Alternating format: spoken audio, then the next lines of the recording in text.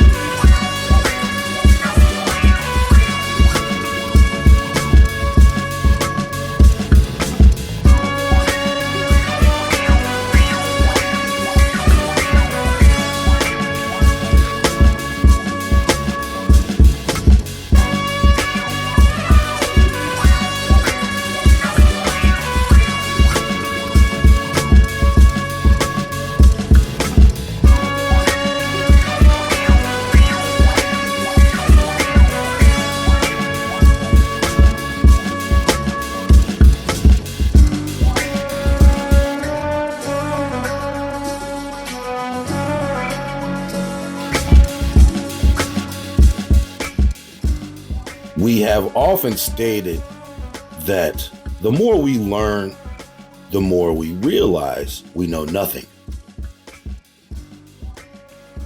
After analyzing and scrutinizing intently and learning quite a bit about the accounts told in Genesis, we are still left asking more questions than we have answers to. Blood and genetics go hand in hand. The word Genesis implies gene or DNA, but also generation. In this way, the book of Genesis could easily be described as the book of genes or biblical bloodlines.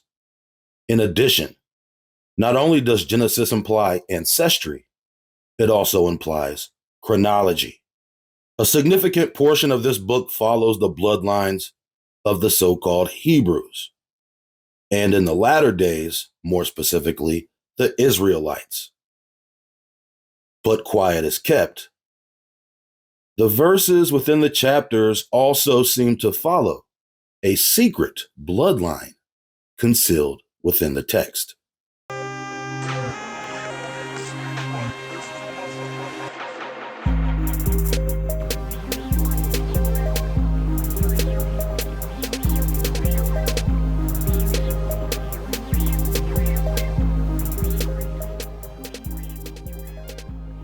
In the previous episode, we covered chapters 12 through 22 of Genesis and recorded the different names of the entities who seemed to communicate with Abram and Abraham, from God to Lord God to the Almighty God, and drew comparisons between them all. It appears from the text the attributes that characterize them are not always so clear, especially when you add the presence of angels into the mix. Whether it's the differences in the names, Angel of the Lord and the Angel of God, or the other aforementioned titles, there is a clandestine parallelism intertwined within the chronicles that in cases seem to conflict with one another. Parallelism is quite ubiquitous throughout many chapters in Genesis. When the Lord said in his heart that he would not curse man, for the heart of man is evil from his youth, was that the same entity as God who placed the bow in the sky as a sign? never again to bring the flood? Why did the Lord in chapter 8 accept a burnt offering? And why did God of chapter 9 require the blood of man's life at the hand of every beast? He requires it. We have mentioned the visible duality in some of the most prominent patriarchs from Scripture, including Shem, Noah, and Abraham, as well as Ishmael. Why does there seem to be a multiplicity of stories being wrapped within the same narrative? Why does there seem to be more than one Lord or God wrapped within the same narrative? What is the difference between the angel of God and the angel of the Lord? Are they representing the same entity? Or are they representing different lords or gods, perhaps? Why does God tempt Abraham? Why does God say, "Here I am"? And why did the angel of the Lord say, "Here am I"? Did God in chapter 22 require sacrifice? Why didn't the angel acknowledge Ishmael as Abraham's son? Was Hagar a handmaid? Was Hagar a bondwoman? Or was Hagar a wife given to Abram by Sarai? In this sequence appears for the first time the word bondwoman within the text, and it is in reference to Hagar, who was previously referred to as an Egyptian. Is there a synonymous meaning between bondwoman and Egyptian? Is it possible that Hagar was given to Sarai by Pharaoh during the first sister-wife deception in chapter 12? Because she is not named earlier in the text. And how crazy is it that they pulled the same stunt twice, once on Pharaoh and again on Abimelech in chapter 20.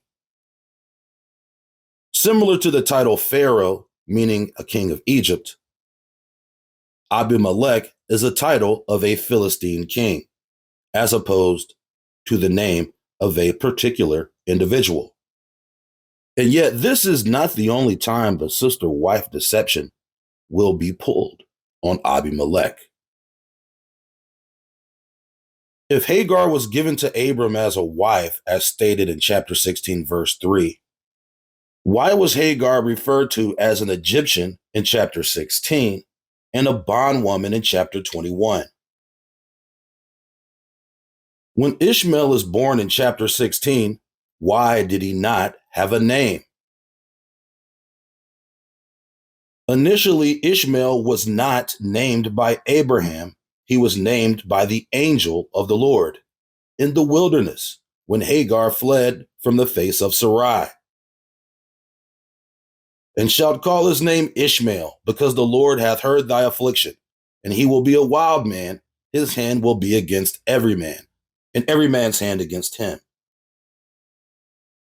If Ishmael is 13 years old when he got circumcised in chapter 17, who was the son of Hagar the Egyptian in chapter 21 that was mocking after the birth of Isaac? If it was Ishmael, why is he referred to as a child in thine hand later in the chapter and cast under a bush and left to die as if he was a helpless baby? But at the time, Ishmael should have been at least 14 years old. Genesis 16:16 says Ishmael was born when Abraham was 86, and Isaac was born when Abraham was 100. And yet, something about this story isn't adding up. Who is the son of Hagar, the newly titled bondwoman? Genesis chapter 16, verse 15 states, after a pilcrow, marking a new paragraph within the narrative, and Hagar bare Abram a son, and Abram called his name which Hagar bare Ishmael. And Abram was 86 old when Hagar bare Ishmael. Is this the same Ishmael that was named by the angel of the Lord in the wilderness in verse 11? Is this the same Ishmael as verse 15? Why is this important? Because approximately 13 years takes place between the end of chapter 16, the birth of Ishmael, and 17, when Abram is recorded to be 99 years old at the beginning of the chapter. Ishmael is circumcised at age 13, later in the chapter, verse 25, along with Abraham, who he is now called, no longer Abram, is 99 years old. A year later in chapter 21, Isaac is born. So in comparison to chapter 16 and 17, where presumably 13 years has passed, only a year has passed between chapter 17 and chapter 21. But how can this be? What happened between chapter 17 and chapter 21?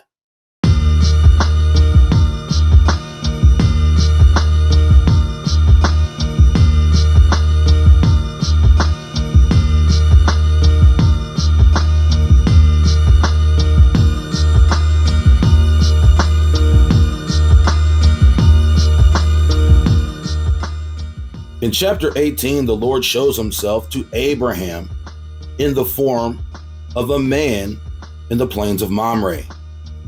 Later in the chapter, he proceeds to tell Abram that Sarah, his wife, will become pregnant with child. Later in the chapter, Abram pleads with the man who is now called Lord to spare the righteous of Sodom and Gomorrah. Chapter 19 chronicles the destruction of Sodom and Gomorrah at the beginning of the chapter and the narrative of Lot and his daughters at the end of the chapter. Chapter 20 narrates the story of Abimelech. And this is a parallel story to chapter 12. Abraham, again it appears, uses the sister-wife deception again, but this time, instead of Pharaoh, it's Abimelech. And God comes to Abimelech in a dream and tells him, "Thou art a dead man for the woman which thou hast taken, for she is a man's wife." And Abimelech called to Abraham, "What hast thou done to us?" Abimelech returned Sarah to Abraham and is sent away with gifts, sheep, oxen, servants, and silver. But remember, only a year has passed since Abram was 99 at the circumcision of Ishmael. Chapter 21 begins to narrate the chronicle of the birth of Isaac. At this time, Abram is 100 years old, which means only a year has passed between chapter 17 and chapter 21. So for one, how old was Sarah when Abimelech took her? Was Sarah pregnant when Abimelech took her? Why would Abimelech want a 90-year-old pregnant Sarah? Does the text explicitly state that Abraham went in unto Sarah and she conceived and Abraham begot Isaac? Or is there a subtle implication that something else happened? In the book of Chronicles, Abraham is listed twice, as well as Isaac being mentioned before Ishmael in the first chapter, despite the fact he was not firstborn son. It should also be mentioned that within this year, during the destruction of Sodom and Gomorrah, the daughters of Lot have been impregnated by their father, and both have barren sons, Moab and Ammon. Should gestation periods be taken into chronological account? And all this happened supposedly within a year, which is the time frame between chapter 17 and chapter 21. And yet a whole 13 years of unrecorded, unwritten events transpire between chapter 16 and 17. At the beginning of chapter 21, the Lord visited Sarah as he had said, and the Lord did unto Sarah as he had spoken. What did the Lord do unto Sarah? Or is even asking this question blasphemous altogether? For Sarah conceived and bare Abraham a son in his old age, at the set time of which God had spoken to him. And Abraham called the name of his son that was born unto him, whom Sarah bare to him, Isaac. And Abraham circumcised his son Isaac, being 8 days old, as God had commanded him. And Abraham was 100 years old when his son Isaac was born unto him. And Sarah said, God hath made me to laugh, so that all that hear will laugh with me. And Sarah said, God hath made me to laugh, so all that hear will laugh with me. She went from laughing within herself in chapter 18 to laughing out loud. But what exactly is the joke? And she said, who would have said unto Abraham that Sarah should have children for suck? For I have borne him a son in his old age. And the child grew and was weaned.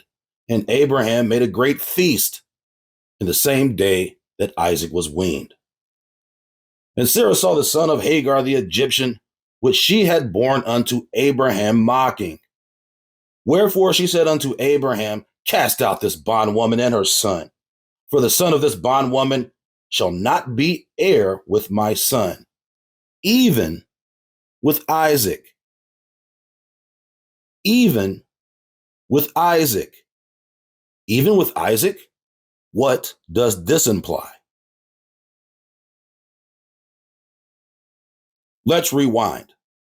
If Abram was 75 years old when he began to dwell in Canaan, after he left the Chaldees in chapter 12, and he was 86 when Ishmael was born, this means that approximately 11 years had passed between chapter 12 and chapter 16. According to chapter 16:3, and Sarai, Abram's wife, took Hagar, her handmaid, the Egyptian, after Abram had dwelt 10 years in the land of Canaan, and gave her to her husband, Abram, to be his wife. And he went into Hagar, and she conceived. And when she saw that she had conceived, her mistress was despised in her eyes. In verse 11, the angel names Ishmael, but is this the same Ishmael Abram names in verse 15? How could this be? And even more confusing, who was the son of Hagar the Egyptian? It couldn't be the same Ishmael. In the ancient traditions of the Hebrews and many other cultures, the firstborn son is described as the opener of the womb and is distinguished as the primary heir to their father's wealth, customarily receiving double the portion of all other children. The firstborn is generally considered the head of the family after the death of the father. Did Ishmael have any birthright? And what is this story beginning to sound like? Following the events of the previous episode, we ended on chapter 22. To briefly summarize the following chapters, in chapter 23, Sarah dies and Abraham buries her in the cave of Machpelah. In chapter 24, Abraham sends for Isaac to find a wife among the people of Nahor. They find Rebekah and she becomes Isaac's wife. And Isaac is comforted after his mother's death. In chapter 25, Abraham dies at age 175 and is buried by Isaac and Ishmael. Ishmael also dies at age 137. Later in the chapter, Esau and Jacob are born. And the questions surrounding the tradition of birthright hit center stage.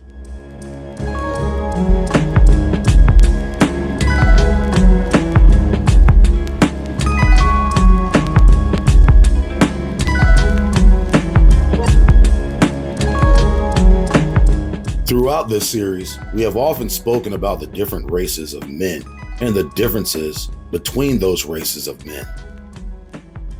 And we have also stated that all skin folk ain't kinfolk, meaning that dark skin tone or melanin does not exactly mean common ancestry. There are dark-skinned Caucasians as well as fair-skinned Negroes, but they do not share any ancestral relationship.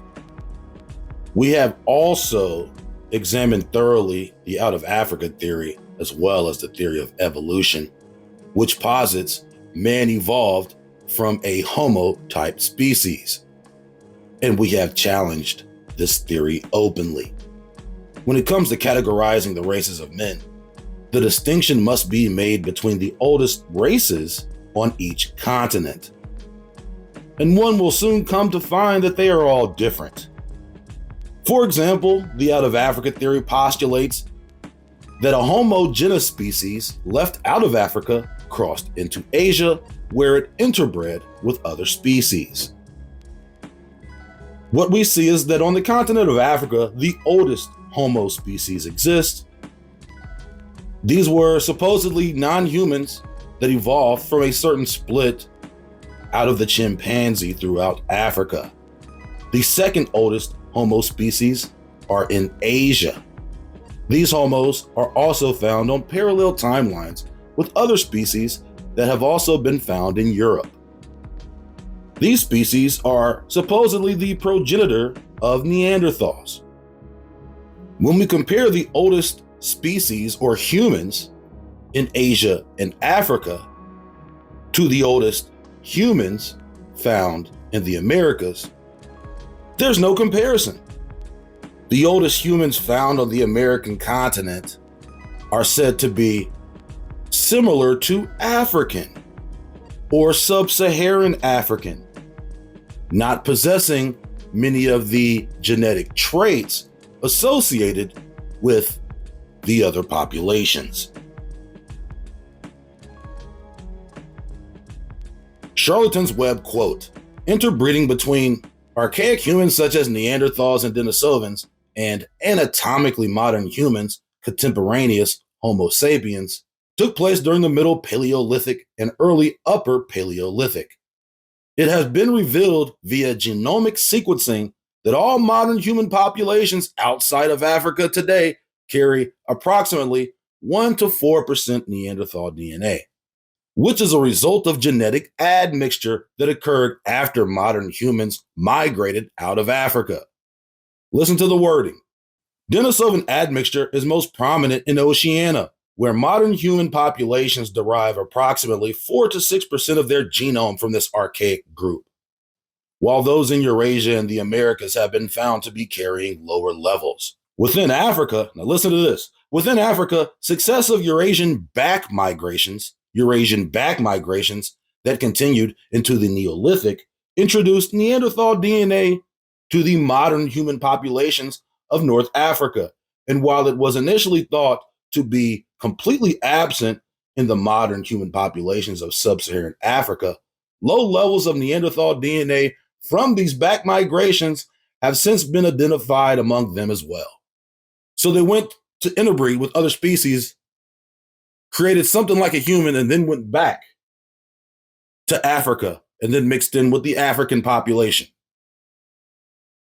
The introgression of archaic human DNA has influenced the biology of modern humans through both positive and negative selection. Adaptive introgression provided genetic variants that proved beneficial for survival in new environments, including genes related to the immune system, skin and hair morphology, and high altitude adaptation. Conversely, large regions of the modern human genome, particularly on the X chromosome and in genes expressed in the testes, are devoid of archaic ancestry. This suggests that purifying selection acted to remove deleterious alleles that likely caused reduced fertility in male hybrids. These findings have resolved long-standing debates in paleoanthropology, shifting the scientific consensus from a strict out-of-Africa replacement model to one of assimilation. For decades, the prevailing view was that modern humans replaced archaic populations without significant interbreeding, despite some morphological evidence from fossils like the Owasi-1 mandible suggesting otherwise. The accumulation of genomic data since 2010 has confirmed that while the majority of modern human ancestry is African in origin, that's what they keep saying. The gene pools of contemporary populations were significantly shaped by ancient hybridization events with archaic hominins across Eurasia and Africa. Let's stop here. The gene pools of contemporary populations were significantly shaped by ancient hybridization events with archaic hominins across Eurasia and Africa. See how they flip the script? Hybridization events. The only issue with this is the oldest bones in Africa and Asia are of these hominin species. But the oldest bones in America are of modern humans with none of this quote unquote hominin DNA. How do we know this? Continuing Charlatan's web, it has been found that 50% of the Neanderthal genome is present among people in India, and 41% has been found in Icelanders. Previously, it was found that about 20% of the Neanderthal genome was found in modern Eurasians, but the figure was also estimated at a third. A 2023 study found an introgression from modern humans to Neanderthals around 250,000 years ago. Here we go. 250,000 years ago, they just be throwing numbers out there. So once again, they're trying to conceal their BS in an asinine timeline. It was probably 248,000 years ago. So, they're rounding up.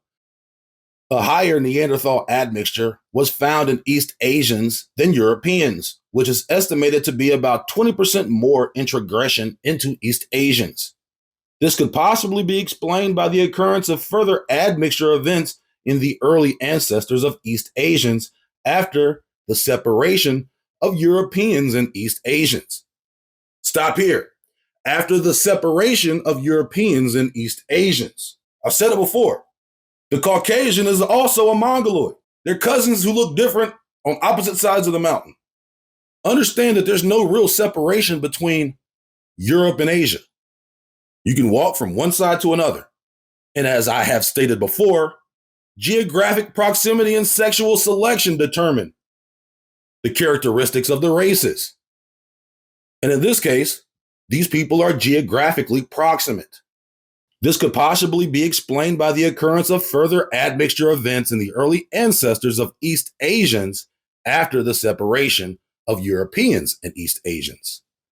Dilution of Neanderthal ancestry in Europeans by populations with low Neanderthal ancestry from later migrations, or reduced efficacy of purifying selection in the ancestors of East Asians due to smaller effective population sizes as they migrated to East Asia.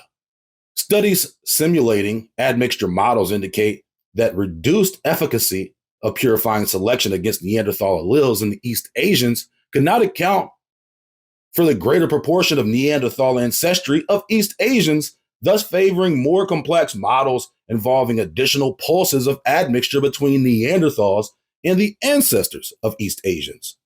Such models show a pulse to ancestral Eurasians, followed by separation and an additional pulse to ancestral East Asians. It is observed that there is a small but significant variation of Neanderthal admixture rates within European populations, but no significant variation within East Asian populations. Proofer remarked that East Asians carry more Neanderthal DNA, 2.3 to 2.6%, than Western Eurasians, 1.8 to 2.4%. East Asians are more closely related to Neanderthals than are Western Europeans.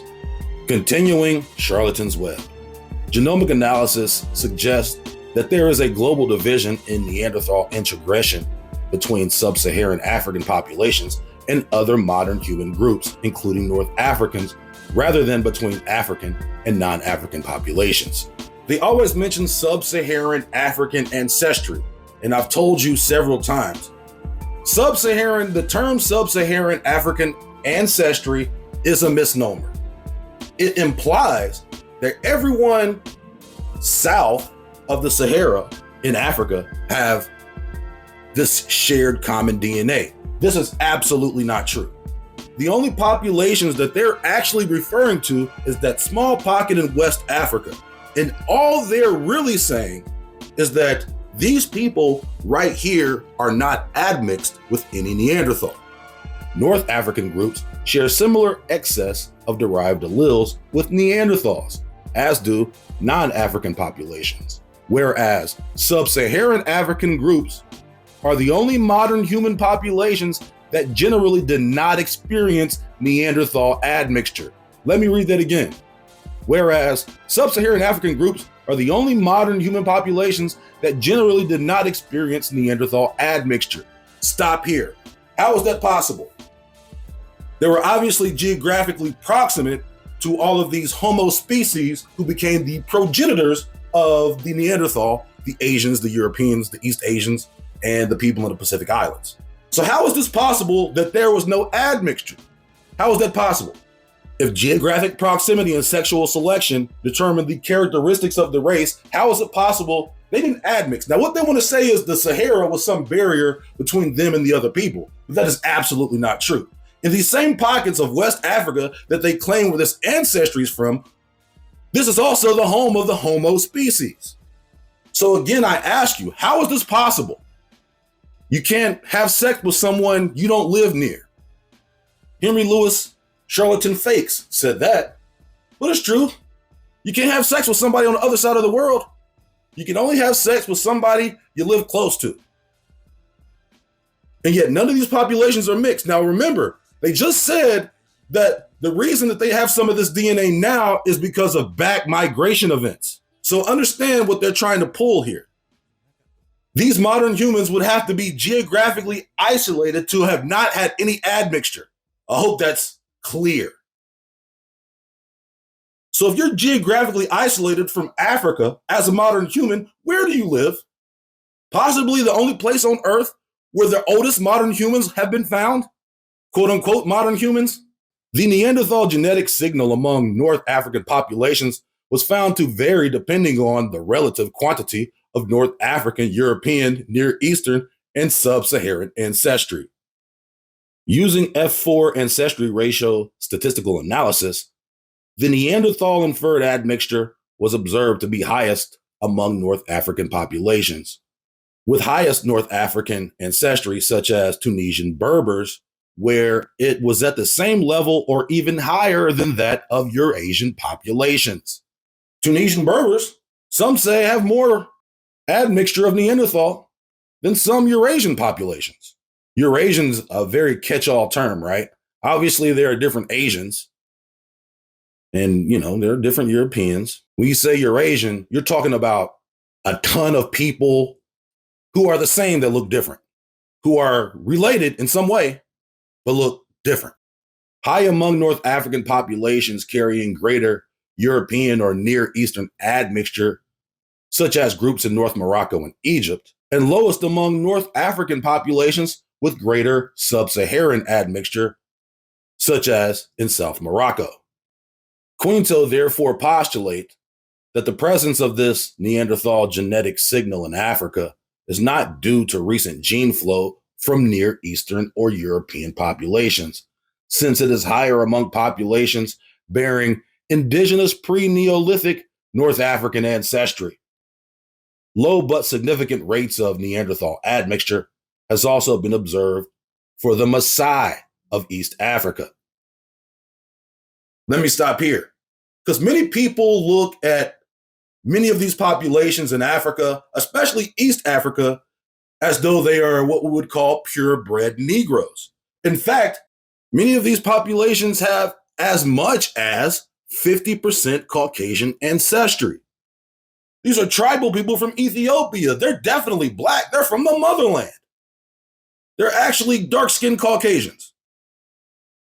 They actually have more white ancestry than many people who you might call white. After identifying African and non-African ancestry among the Maasai, it can be concluded that recent non-African modern human post-Neanderthal gene flow was the source of the contribution, since around an estimated 30% of the Maasai genome can be traced to non-African introgression from about 100 generations ago. 100 generations ago at least sounds more accurate than a number like 250,000 years. Reich states that all present-day non-sub-Saharan Africans have around 2% of Neanderthal ancestry. What this essentially means is Africa and Eurasia were places of admixture between different types of species. You see how the out of Africa theory works from their perspective? They're not telling you your history if you are a sub-Saharan Black, which is an indigenous American. The only reason you're not admixed with Neanderthal or Denisovan is because you were geographically isolated from those other groups. The oldest DNA is found in America. Clyde Perry's DNA is American DNA. Luzia was an American. They say she had African characteristics and yet no admixture. How is that possible? Because America was geographically isolated from all of these populations. So when you see the Beringia theory in particular, this was an admixture event into the Americas. It would be asinine to assume that no people lived on the entire continent. It would be asinine to assume that the people who came from Siberia were the first people on the continent. Now, these same people who came from Siberia, what about Luzia? What about Clyde Perry? What about all of the bodies that are buried in the mounds? What about all the bodies that are buried in Mexico, Central and South America? All geographically isolated from these populations in Africa. They lie so much, the truth is starting to become very clear.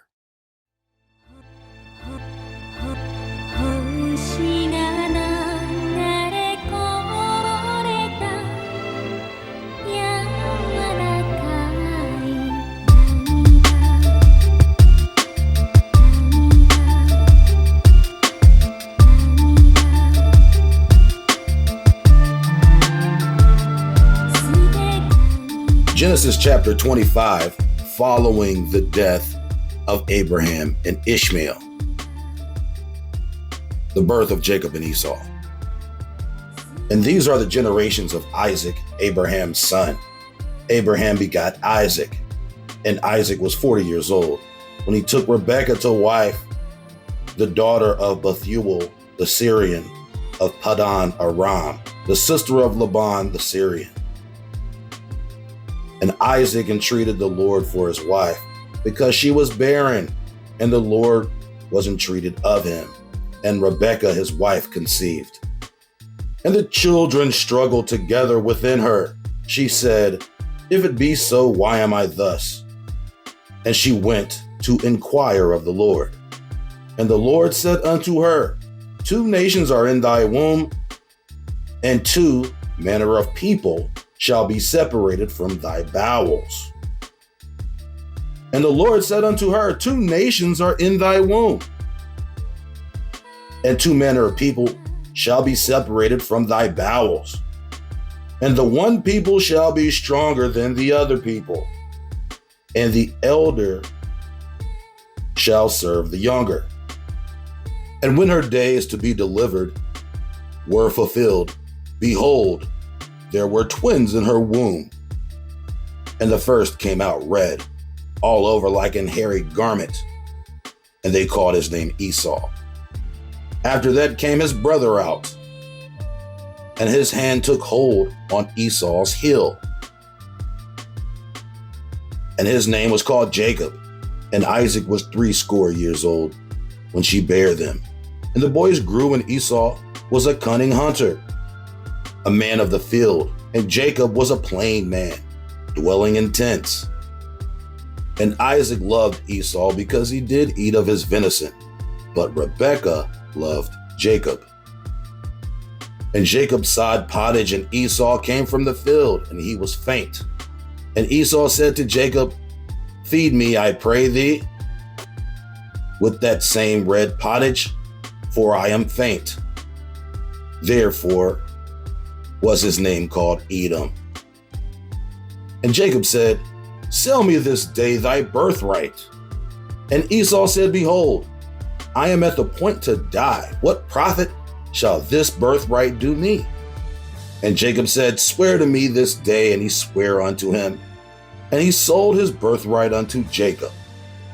Then Jacob gave Esau bread and pottage of lentils, and he did eat and drink, and rose up and went his way. Thus Esau despised his birthright. This is the introduction to the story of Jacob and Esau. A few points that I want to make that we see in previous chapters of Genesis. The women have their own communications with the Lord.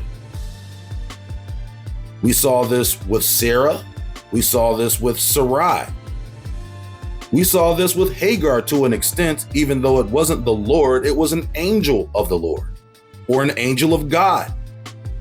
And now we have Rebekah. Another thing to take note of is that Jacob loved Esau because he did eat of his venison, but Rebekah loved Jacob. And the boys grew, and Esau was a cunning hunter, man of the field, and Jacob was a plain man dwelling in tents. These verses imply a few things. Esau was a hunter. Who was the last person mentioned being a hunter? A great hunter before the Lord. Who is this in reference to? The previous reference to a hunter. Genesis chapter 10, verse 8. And Cush begot Nimrod. He began to be a mighty one in the earth. He was a mighty hunter before the Lord. Wherefore it is said, even as Nimrod, the mighty hunter before the Lord. There is so much being implied between the lines that there is an entire multiverse of possibilities that happen in between. For example, what happened in the 13 years between Genesis 16 and Genesis 17? Were those stories being told on a parallel timeline? We're left with so many questions, and when we want to answer these questions, we end up looking at all of these apocryphal texts. These are the non-canonical texts. For example, the book of Jasher. It's not just interesting, ironic, or coincidental that these are two early references to the word hunter.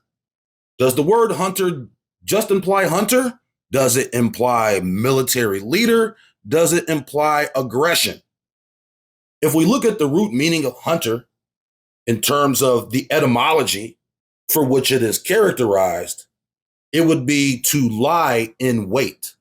In some early interpretations, hunter could be lying in wait or a hunter of souls. Esau was a hunter. Jacob loved Esau because he did eat of his venison, and Rebekah loved Jacob.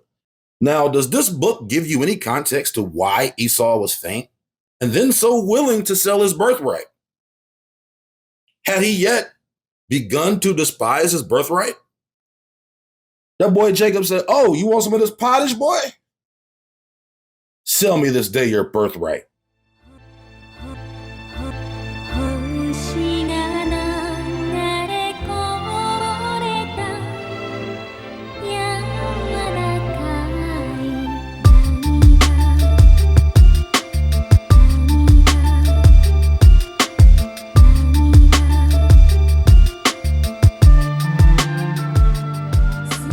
And Isaac dwelt in Gerar, and the men of the place asked him of his wife, and he said, she is my sister.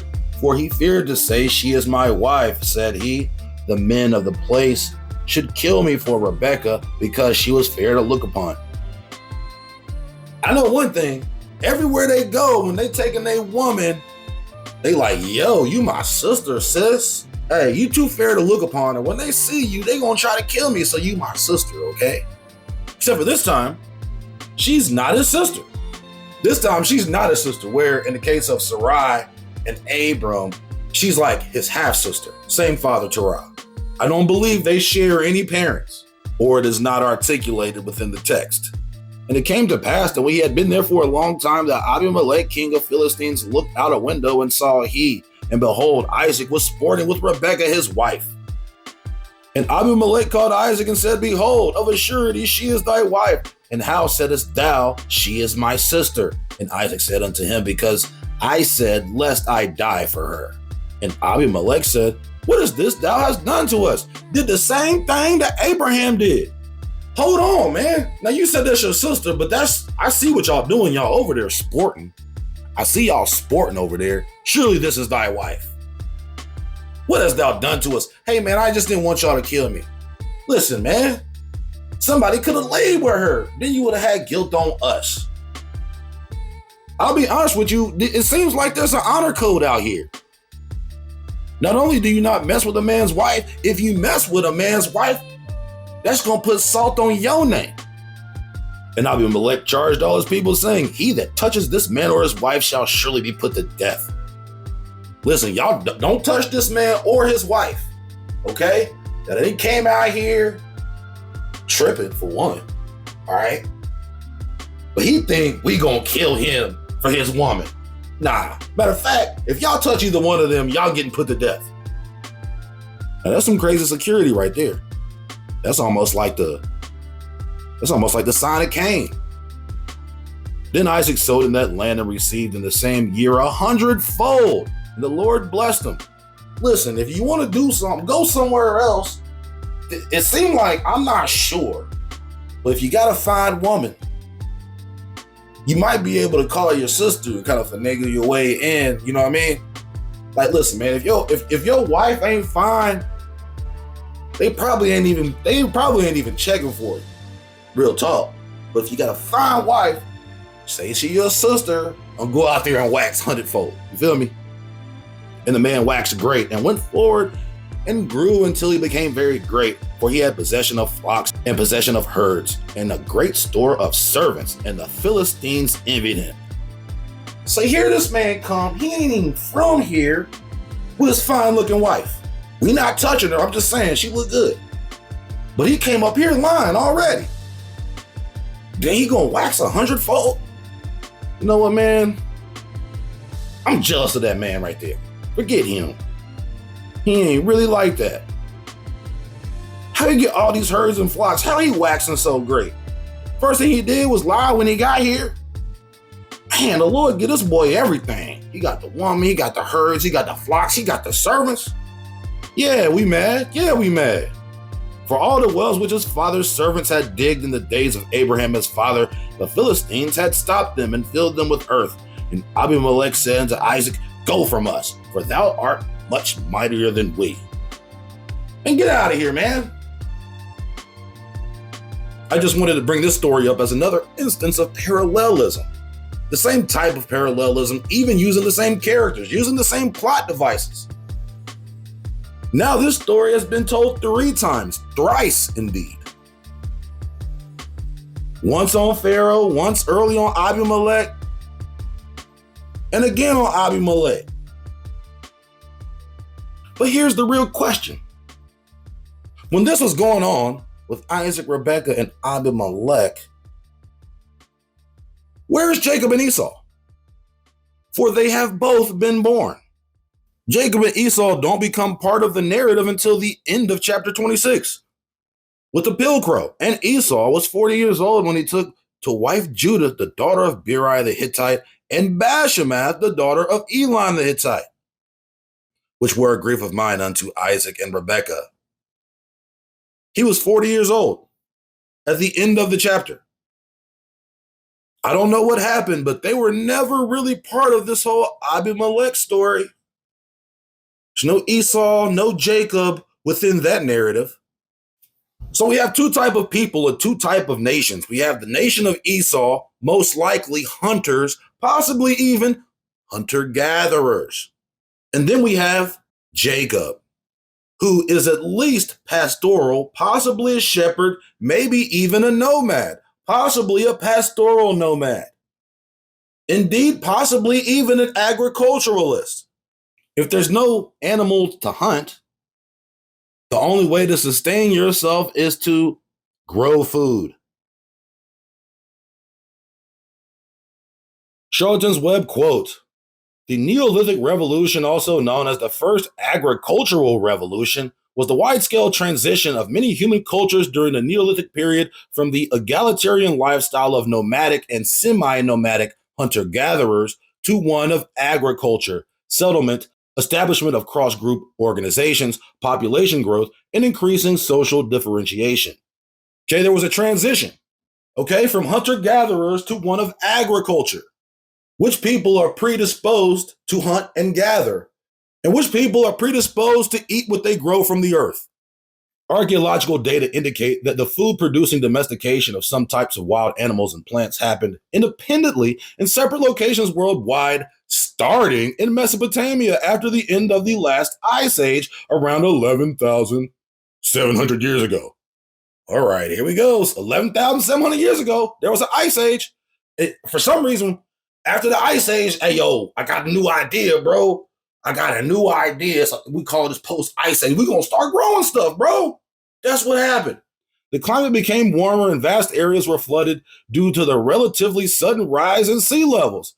It has been speculated that this prehistoric event may have been the origin of widespread myths of a monumental flood. What? I'm telling you, the charlatan who came up with that was feeling himself that day. He was on one, bro. You know how the tribal people be talking about the flood back in the day? There was this world flood. Ice age, my boy. Yeah, all the ice melted. The ice melted. The water level rose, bro. Flood, boy. He's like, yo, I got it. Boom, ice age. Flood. You know what I'm saying? And then, you know, after the flood, somebody got a boat. It's Noah, bro. Like that. The transition to agriculture implies a severe restriction, loss of high-quality food sources compared to what was previously available through hunting and foraging. The ice age came, we can't hunt, we can't forage. Where the berries at, bro? Where the berries? They used to just be on the ground. They used to be scattered out, bro. Like, we used to just be eating like little, whatever we found. We tried everything now. We used to be eating little grasses or whatever. You know what I'm saying? But ever since the ice age came, we can't even, what you mean? We can't eat rats no more, boy? What we gonna do? We can't hunt. Ain't nothing to hunt out here. They done killed all the food. What we gonna do? Ice age messing everything up. Basically. We can't even forage no more, boy. Nevertheless, many researchers argue that the efficient production of calorie-rich crop allowed humans to invest their efforts in other activities, defining it as ultimately necessary to the rise of modern civilization. Ultimately necessary to the rise of modern civilization. You could be a nomad. You could even be a shepherd. But can you grow? You could be a pastoral nomad. You could be a hunter-gatherer. But those aren't really sustainable ways to live. Whatever you could find, you was trying to eat. If it was moving with legs, you was trying to eat it. But now, yo, you put the seed in the ground and stuff comes up and we can eat that. For real? Once again, I ask you, what populations are predisposed to hunt and gather as opposed to agriculture? Because just like you can be taught how a seed grows in the ground and provides food, you are also taught how to hunt and kill an animal that provides food, defining it as ultimately necessary to the rise of modern civilization with its global economic growth and industrialization. A minority of scientists takes a critical point of view. They consider that since the dawn of agriculture, a reciprocal relationship may have been initiated whereby more and more people need to be fed by ever larger areas of cultivated land and marine zones, including associated infrastructure, and that this must be stabilized at a level that prevents the collapse of global ecosystems.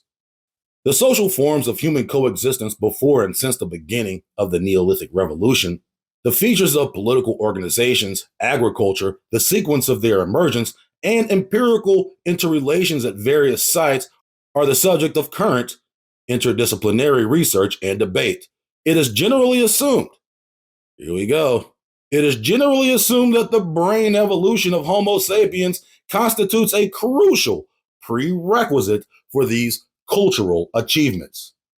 Going to read that again. It is generally assumed that the brain evolution of Homo sapiens constitutes a crucial prerequisite for these cultural achievements. A crucial prerequisite was the brain evolution of Homo sapiens. One day, their brain evolved, and they were like, yo, we ain't got to hunt no more. We can just put stuff in the earth and it grows and we have food. No more hunting, no more gathering. We just, we all agriculture now. But, it was like over a little bit of time. But basically, it was all us. It was all us. We just, we just evolved. That's all that was. We were continuously getting smarter over time. And all of a sudden, we was like, yo, let's start growing stuff.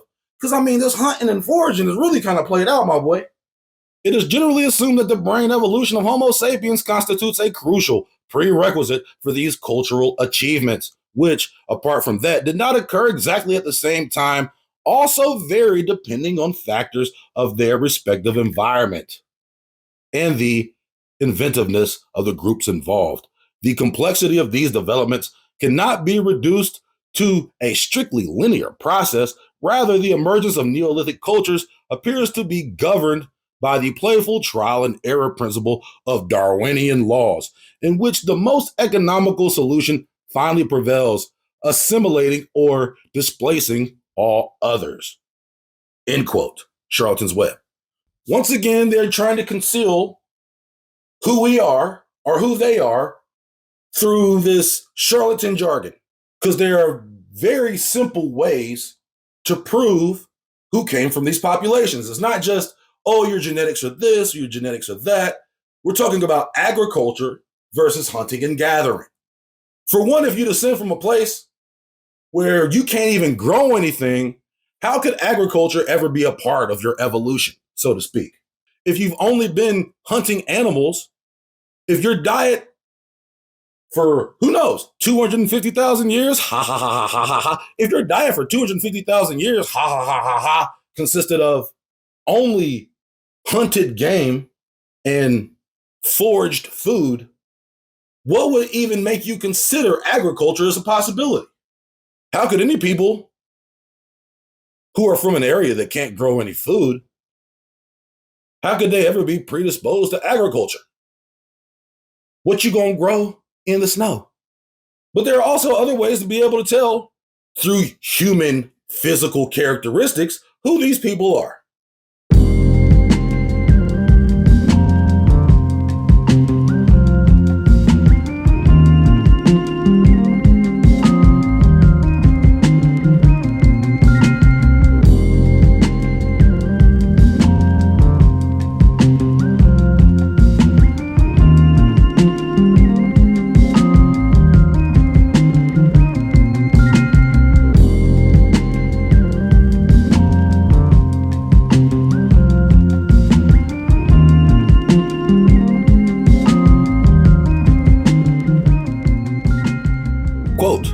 Shovel-shaped incisors are incisors whose lingual surfaces are scooped as a sequence of lingual marginal ridges, crown curvature, or basal tubercles. I guess that's how you say it.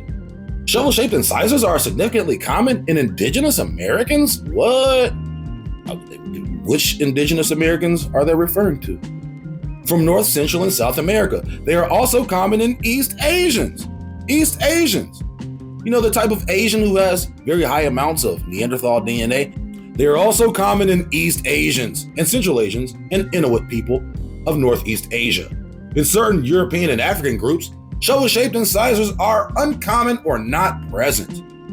In certain European and African groups, shovel-shaped incisors are uncommon or not present. There is a spectrum of the degree of shoveledness, ranging on a scale from 0 to 7.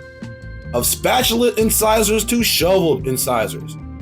You got a spatula, you got a shovel in your mouth, girl. You got spatula teeth, you got shovel teeth. And these type of teeth indicate what type of diet your ancestors used to have. It was theorized that positive selection for shovel-shaped incisors over spatulate incisors is more commonly found within cultures that use their teeth as tools due to greater structural strength and increased shovel-shaped incisors. They use their teeth as tools. Shovel-shaped dental characteristics are also observed in Homo erectus. Surprise, surprise. Surprise, surprise. Like the Peking man and in Neanderthals. Surprise, surprise. Whoa.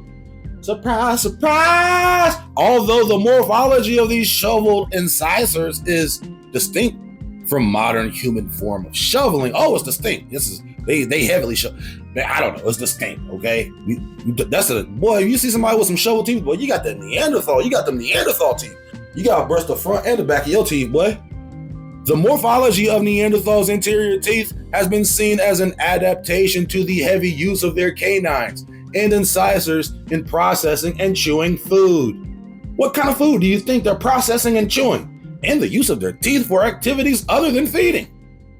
Who are they describing?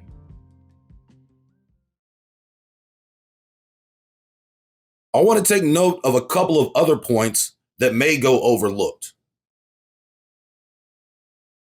That in the case with Sarah or Sarai, when it came to Ishmael, and in the case of Rebekah, Jacob, Isaac, and Esau, the women have circumvented the birthright tradition.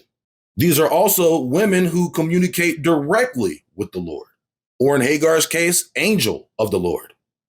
And she would be the exception to the rule as well. So, for some more added context, we go to the non-canonical book of Jasher. Chapter 27. And Esau, at that time after the death of Abraham, frequently went into the field to hunt. And King Nimrod of Babel, the same was Amraphel, who also frequently went with his mighty men to hunt in the field, and to walk about with his men in the cool of the day.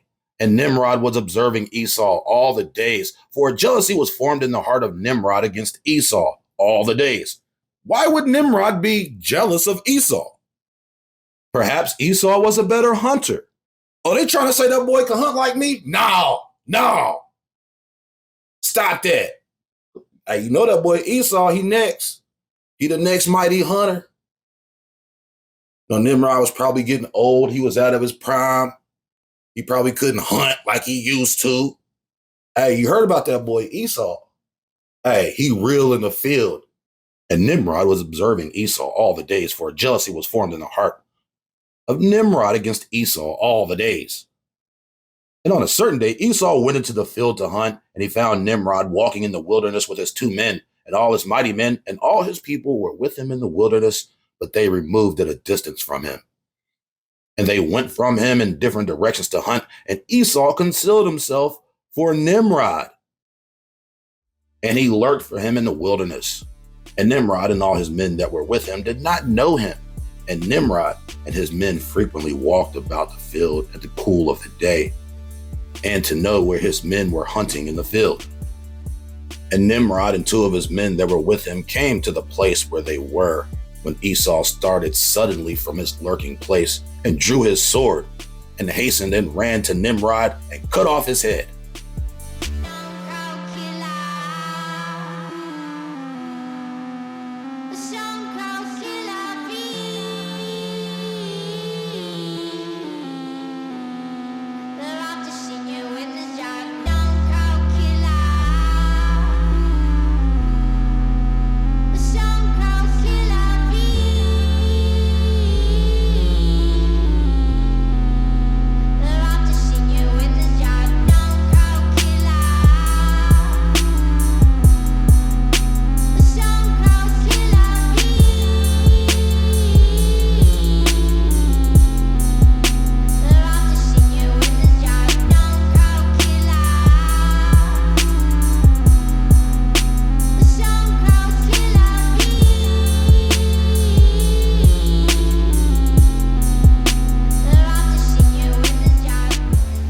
So was Esau hunting Nimrod?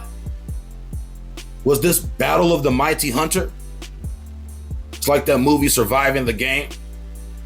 The people hunt each other for sport. And Esau fought a desperate fight against the 2 men that were with Nimrod. And when they called out to him, Esau turned to them and smote them to the death with a sword.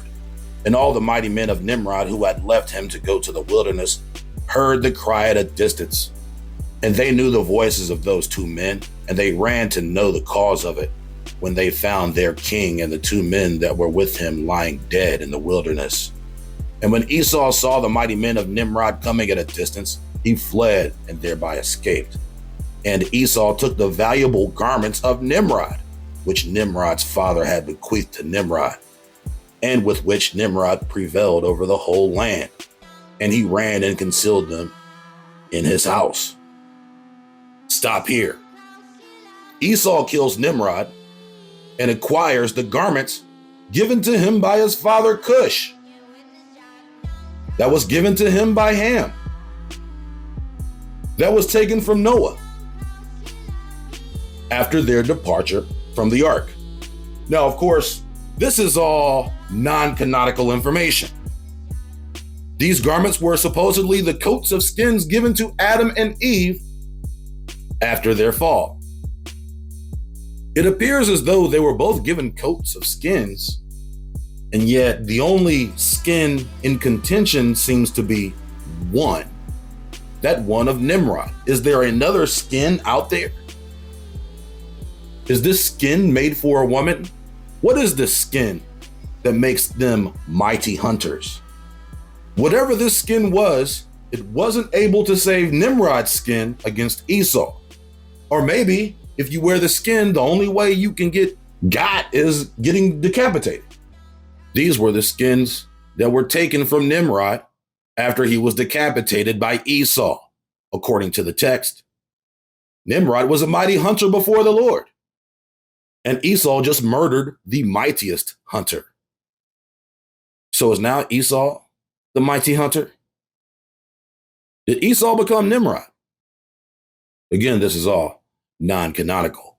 And Esau took those garments and ran into the city on account of Nimrod's men. And he came unto his father's house wearied and exhausted from the fight. And he was ready to die through grief when he approached his brother Jacob and sat before him. And he said unto his brother Jacob, Behold, I shall die this day. And wherefore then do I want the birthright?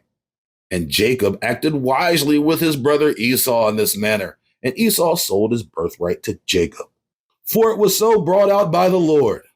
And Esau's portion in the cave of the fill of Machpelah, which Abraham had bought from the children of Heth for the possession of a burial ground, Esau also sold to Jacob. And Jacob bought all this from his brother Esau for the value given. And Jacob wrote the whole of this in a book, and he testified the same with witnesses. And he sealed it, and the book remained in the hands of Jacob. And when Nimrod, the son of Cush, died, his men lifted him up and brought him in consternation and buried him in his city. And all the days of Nimrod lived were 215 years, and he died. And the days of Nimrod reigned upon the people of the land were 185 years. And Nimrod died by the sword of Esau in shame and contempt. And the seed of Abraham had caused his death, as he had seen in his dream. And at the death of Nimrod, his kingdom became divided into many divisions. And all those parts that Nimrod reigned over were restored to the respective kings of the land, who recovered them after the death of Nimrod. And all the people of the house of Nimrod were for a long time enslaved to all the other kings of the land. Jasher 27 reads completely different, obviously, than the King James Version. As a matter of fact, it almost fills in all the blanks that we were wondering. Some would say maybe too well. What were the garments?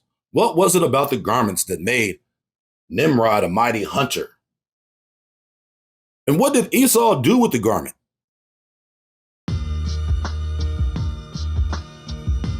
Genesis chapter 3, verse 15. This is what the Lord God said unto the serpent. And the Lord God said unto the serpent, Because thou hast done this, thou art cursed above all cattle and above every beast of the field. Upon thy belly shalt thou go, and dust shalt thou eat all the days of thy life. And I will put enmity between thee and the woman, and thy seed and her seed. Whose seed? The serpent's seed and the woman. And I will put enmity between thee and the woman, and between thy seed and her seed.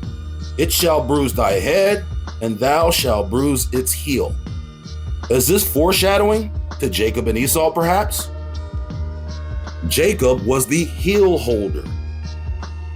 It shall bruise thy head, it shall bruise thy head. It shall bruise whose head? The serpent's head. And thou shalt bruise its heel. Whose heel is being bruised? And unto the woman he said, I will greatly multiply thy sorrow and thy conception. In sorrow thou shalt bring forth children, and thy desire shall be to thy husband, and he shall rule over thee. And unto Adam he said, because thou hast hearkened unto the voice of thy wife, and hast eaten of the tree of which I commanded thee, saying, thou shalt not eat of it. Cursed is the ground for thy sake. In sorrow shalt thou eat of it all the days of thy life. Thorns and thistles shall it bring forth unto thee, and thou shalt eat the herb of the field. There are a few things here, and thou shalt eat the herb of the field, and thorns and thistles. So again, this is in chapter 3. In chapter 4, we learn their children, Cain and Abel. Cain is a tiller of the ground, and yet the ground has already been cursed in chapter 3. Thorns also and thistles shall it bring forth unto thee, and thou shalt eat the herb of the field. And thou shalt eat the herb of the field. In the sweat of thy face thou shalt eat bread, till thou return unto the ground. For out of it wast thou taken, for dust thou art, and unto dust shalt thou return. And Adam called his wife's name Eve, because she was the mother of all living. And unto Adam also and his wife did the Lord God make coats of skins and clothe them. And the Lord God said, behold, the man is become as one of us, to know good and evil.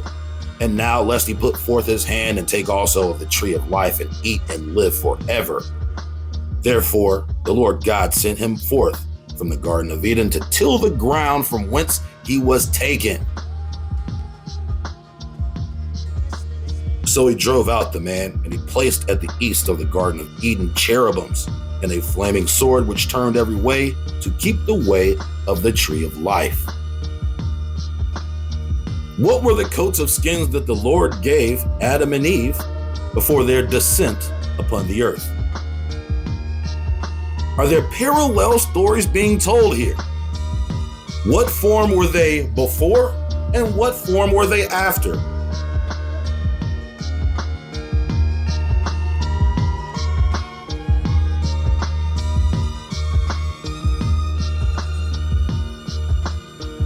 Getting back to Esau and Jacob, chapter 25, verse 22. And the children struggled together within her. And she said, if it be so, why am I thus? And she went to inquire of the Lord. And the Lord said unto her, 2 nations are in thy womb, and 2 manner of people shall be separated from thy bowels. And the one people shall be stronger than the other people, and the elder shall serve the younger. There are implications that have possibly been foreshadowed upon. 2 manner of people, 2 nations, and one people shall be stronger than the other, and the elder shall serve the younger. Didn't say who was going to be stronger. And when her days to be delivered were fulfilled, behold, there were twins in her womb. And the first came out red, all over like an hairy garment, and they called his name Esau. After that, his brother came out, and his hand took hold on Esau's heel, and his name was called Jacob. And Isaac was 80 years old when she bare them.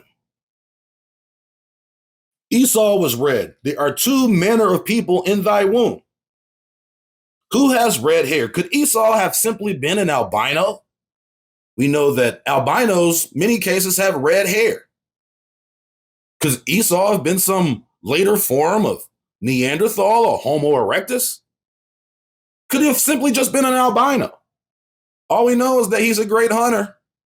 Maybe somehow this Neanderthal troglodyte thing could foreshadow future events because Esau did intermarry with the Horites and the Hittites.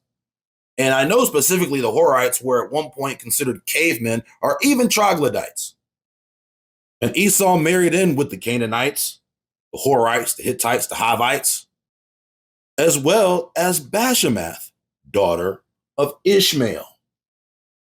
But quiet as kept, Esau had two wives named Bashemath. But we're going to rewind that one for a second because we still need to stay here on Jacob and Esau. Esau was a hunter, and Jacob sod pottage. Jacob was possibly a farmer. The interesting part about this story is when we get into the next version of Jacob and Esau, when apparently Jacob deceives his father and pretends to be Esau to receive a blessing. Is this the same story?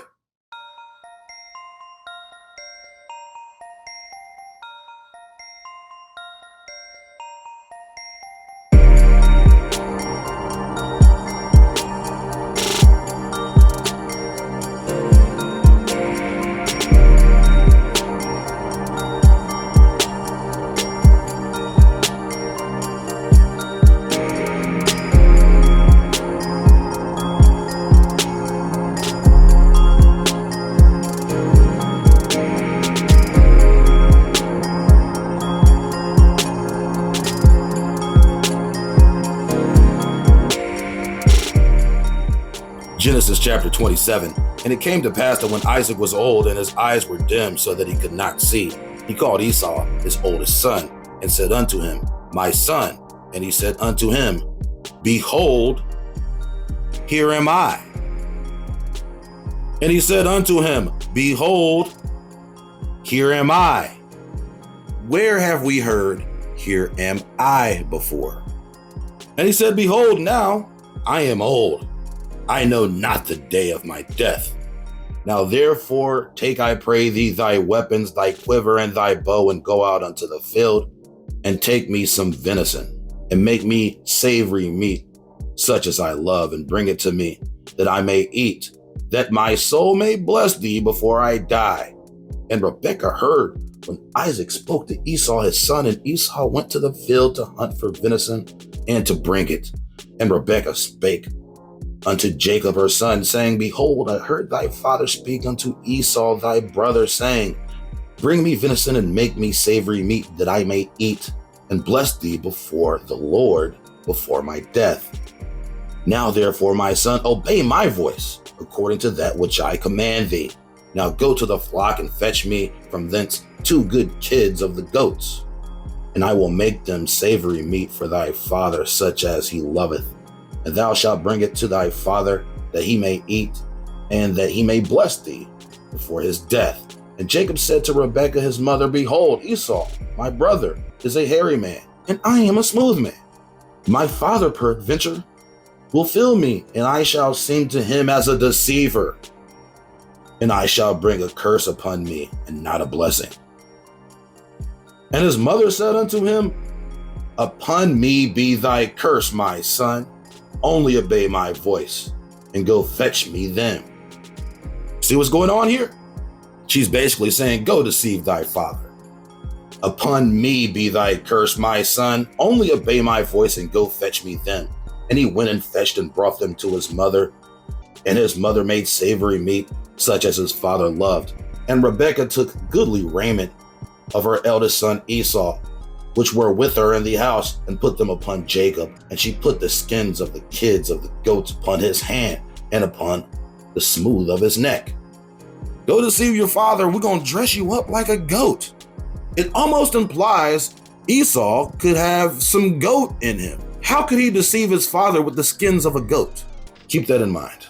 And she gave the savory meat and the bread which she had prepared into the hand of her son Jacob. And he came to his father and said, My father. And he said, Here am I. Here I am. And again, here am I. Where have we heard this? And he came unto his father and said, My father. And he said, Here am I. Who art thou, my son? And Jacob said unto his father, I am Esau, thy firstborn.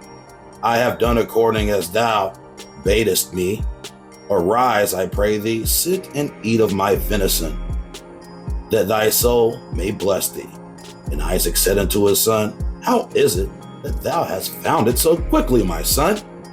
And he said, because the Lord thy God brought it to me. All right now, who brought it to him? The Lord thy God. Hey, playing some games now. And Isaac said unto Jacob, come near, I pray thee, that I may fill thee, my son, whether thou be my very son Esau or not. Whether thou be... Hey, come over here, man. Come here, let me feel you real quick, bro. And Jacob went near unto Isaac his father, and he felt him and said, the voice is Jacob's voice, but the hands are the hands of Esau. And he discerned him not, because his hands were hairy as his brother Esau's hands. So he blessed him. And he said, art thou my very son Esau? And he said, I am. Boy, oh boy. Boy, oh boy. And he said, art thou my very son Esau? And he said, I am.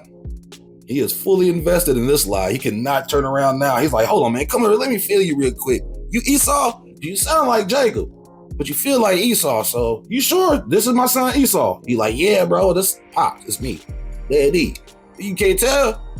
You just getting old, Pops. I know I sound like Jacob. You blind, and also you be hearing, you know what they say, when your sight goes, your hearing actually don't get better, it get worse.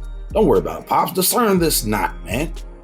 And he said, bring it near to me, that I may eat of my son's venison, that my soul may bless thee.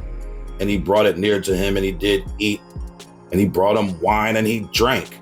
And his father Isaac said unto him, come near now and kiss me, my son. And he came near and kissed him, and smelled the smell of his raiment, and blessed him. And he said, see, the smell of my son is as the smell of a field which the Lord hath blessed. Therefore God give thee of the dew of heaven, and the fatness of the earth, and plenty of corn and wine. Let people serve thee, and nations bow down to thee. Be Lord over thy brethren, and let my mother's sons bow down to thee. Cursed be everyone that curseth thee, and blessed be that blesses thee. Shouldn't he know the difference between venison and goat? He didn't feed him venison, correct? Now go to the flock and fetch me from thence 2 good kids of the goats, and I will make them a savory meat for thy father. So not only can he not tell the difference between Jacob and Esau in terms of their voice, he didn't discern the difference between venison and goat. Does venison taste like goat if you eat it with wine? Listen, if I get him drunk before he eat this venison, he ain't even gonna know it's goat. And let thy mother's sons bow down to thee. Cursed be every one that curseth thee. Blessed be he that blesseth thee. This was for Esau. He's saying, let the sons of Jacob bow down to you. Rebekah knew that Esau was the favorite and the firstborn son, according to tradition. Now, we got to pull this move real quick. I got these goats. He don't really know what venison tastes like. What's going on? Is this the same story? And it came to pass, as soon as Isaac had made an end of blessing Jacob, and Jacob was yet scarce gone out of the presence of Isaac his father, that Esau his brother came in from his hunting. And he also had made savory meat and brought it unto his father. The meat that he made, was it venison or was it goat? Let my father arise and eat of his son's venison, that thy soul may bless thee. And Isaac his father said unto him, who art thou? And he said, I am thy son, thy firstborn Esau. And Isaac trembled very exceedingly and said, where is he that hath taken venison and brought it me? And I have eaten all before thou camest, and have blessed him, yea, and he shall be blessed. And when Esau heard the words of his father, he cried with a great and exceeding bitter cry, and said unto his father, bless me, even me also, my father. And he said, thy brother came with subtlety, and hath taken away thy blessing. And he said, is not he rightly named Jacob? For he hath supplanted me these 2 times. He took away my birthright, and behold, now he hath taken away my blessing. Did he take away his birthright, or was it sold? Esau seems to believe that he took his birthright. Now he hath taken away my blessing.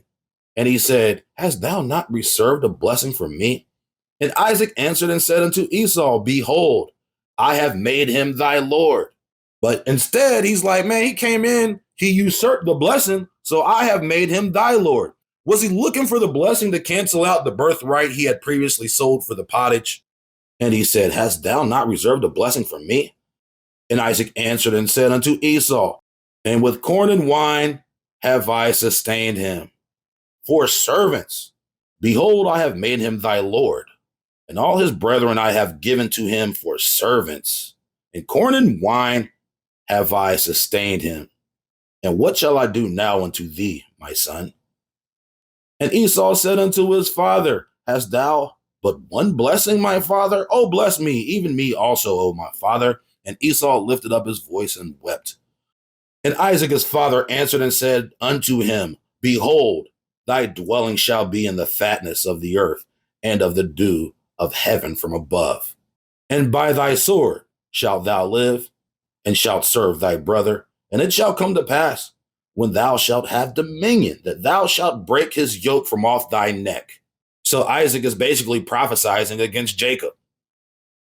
But he also previously had prophesied against Jacob before, because his initial blessing was supposed to be Esau's blessing. And Esau hated Jacob because of the blessing wherewith his father blessed him. And Esau said in his heart, in the days of mourning for my father are at hand, then I will slay my brother Jacob. Then I will slay my brother Jacob. When we jump back to Genesis 3:15 and the enmity between the serpent seed and the woman's seed, and then we have the enmity between Cain and Abel, which was the first instance of fratricide written as far as we know. It's a similar situation, although Esau hasn't actually killed Jacob. It's still the same enmity between the seed mentioned in chapter 3, verse 15. And Esau hated Jacob because of the blessing wherewith his father blessed him. And Esau said in his heart, the days of mourning for my father are at hand. Then I will slay my brother Jacob. And these words of Esau, her elder son, were told to Rebekah. And she sent and called Jacob, her younger son, and said unto him, behold, thy brother Esau, as touching thee, doth comfort himself, purposing to kill thee. Now therefore, my son, obey my voice and arise. Flee thou to Laban, my brother, to Haran. Now therefore, my son, obey my voice. Obey her voice again. The only person Jacob is listening to is Rebekah. Now therefore, my son, obey my voice and arise. Flee thou to Laban, my brother, to Haran, and tarry with him a few days until thy brother's fury turn away.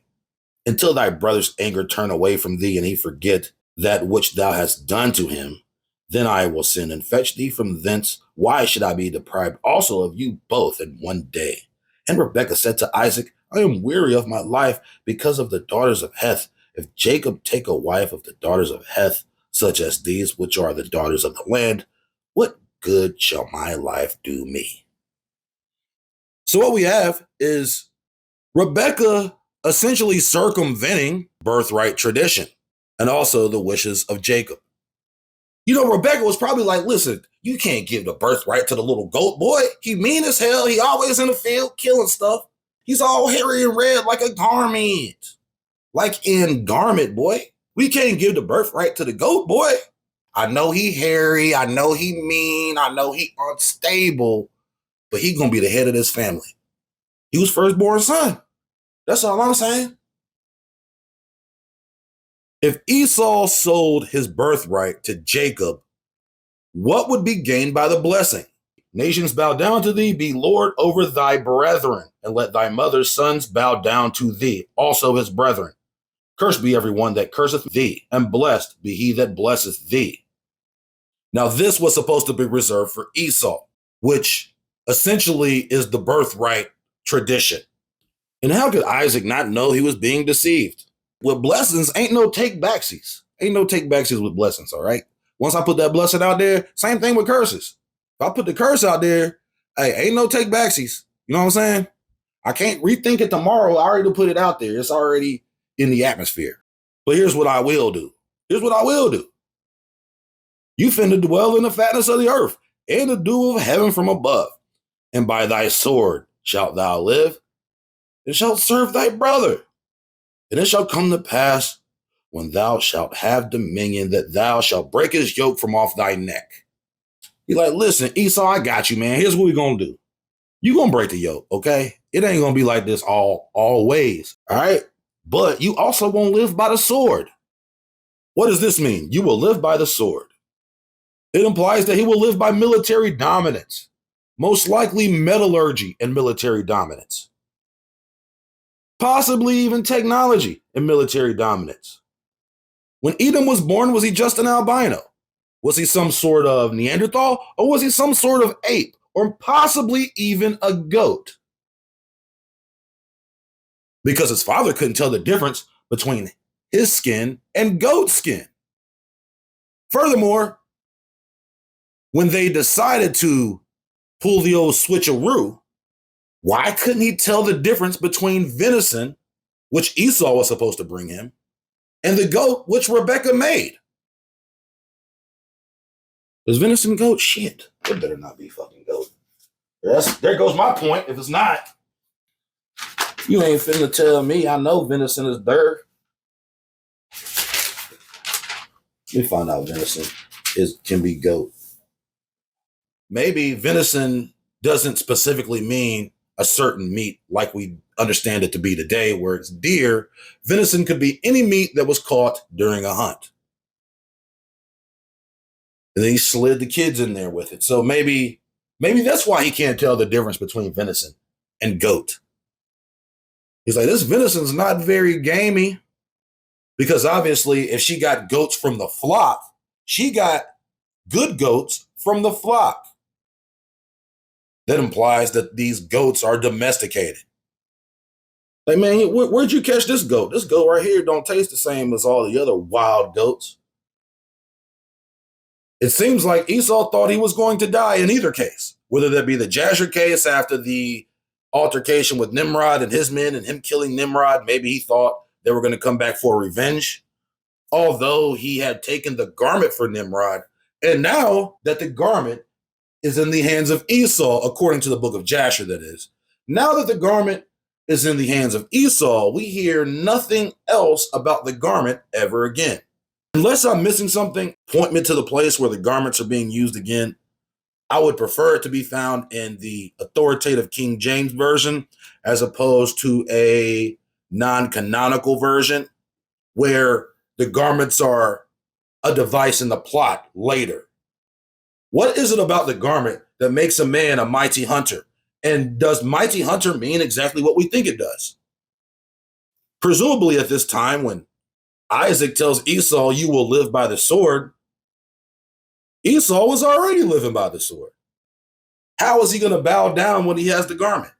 How could he ever be ruled by his brethren if he has the garment? Does the garment follow the sword? Or does the sword follow the garment? Does a man's sword only become powerful once he puts on the garment? Again, what did Esau do with the garment? 2 nations are in thy womb, 2 manner of people shall be separated from thy bowels. The one people shall be stronger than the other people, and the elder shall serve the younger. Who is stronger than who? Is Esau stronger than Jacob? Or is Jacob stronger than Esau? Because given the context, you would assume it would be Esau the stronger, and the elder shall serve the younger. Now, when does Jacob serve Esau? I know it's the truth. Come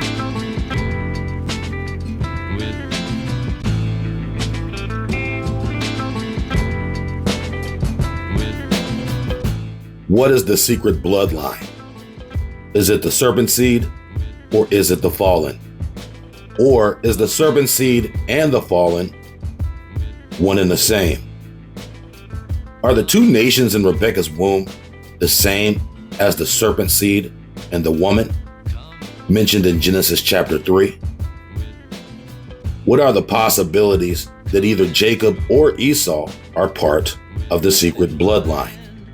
When Rebekah deceives Isaac, why did Jacob go along with her plan? Why does Rebekah say, "Upon me be thy curse, my son," as though she could absolve his sin? A similar manipulation tactic used by Eve to persuade Adam to eat the forbidden fruit.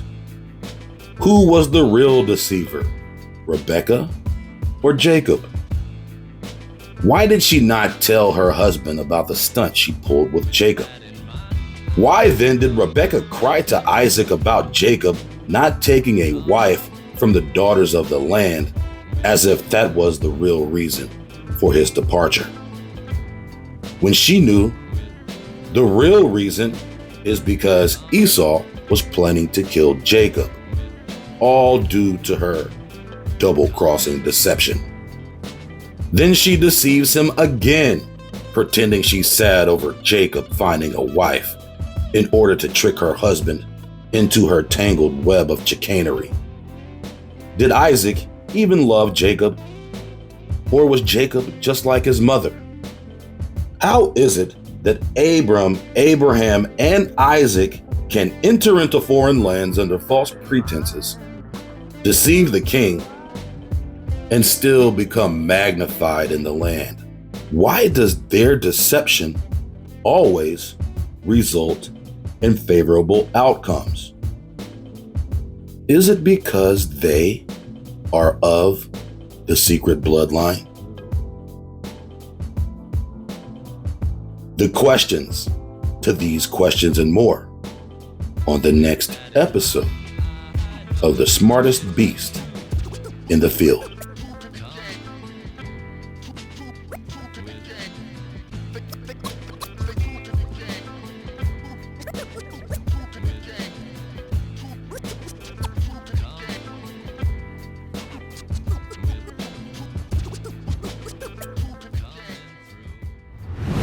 When the story broke, dead bodies strewn all across the globe. We spat in God's eye, thought he wouldn't be provoked. Your life is just a joke, watch your license get revoked. Hoes.